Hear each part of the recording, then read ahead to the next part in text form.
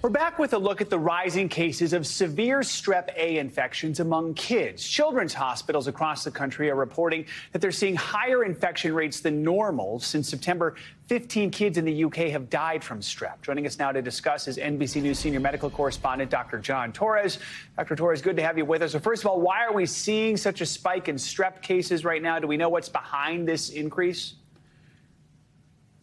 And good morning, Joe. And we don't really know, and that has a lot of head scratching among the experts here. But what we think is possibly happening is the same thing that's happening with some of the other viruses we're seeing in children, or the other diseases we're seeing in children. And typically we get Strep A reports happening later in the year, early in the new year. But we started seeing them now, and we think it might have to do with the fact, again, that we're starting to get back together. Children have had these infections before, had these viral infections before it possibly weakened their immune system. And on top of that, we're also finding out that a lot of these children with these severe Strep A infections have other infections as well, including COVID, flu, or RSV, and they're getting this secondary infection, meaning that their immune system has been suppressed and it's letting the Strep A move in a severe form. And so right now, again, a lot of head scratching, but that's what we think is happening, Joe. Is there a way of telling if a child has the more invasive group A strep infection rather than something that's less serious?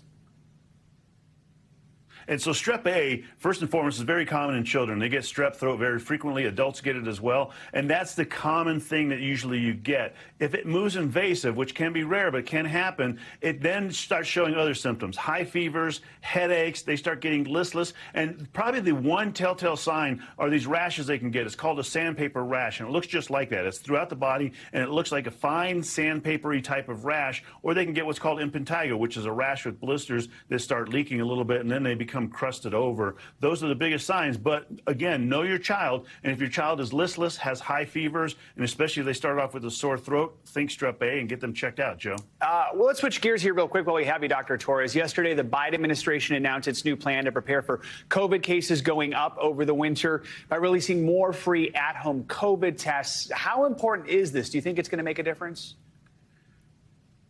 I think it will make a difference, and I think it will make a difference not necessarily in cutting down the infections, but in getting people treated if they do have COVID, because COVID, especially in the elderly, we know that there are medicines, Paxlovid being the main one, that can actually be life-saving in those instances. So getting those free tests at home, having them on hand, if you start feeling under the weather, we've talked about this before, it's hard to distinguish RSV from flu from COVID without a test. Take the test. If you have that test and it's positive, especially if you're 65 or above, have pre-existing conditions, then talk to your doctor about getting Paxlovid, because, again, that can be life-saving. But I think the bottom overall line is whether you have the test or not, if you feel sick, stay home. All right. Good advice, Dr. Torres, as always. Thanks so much.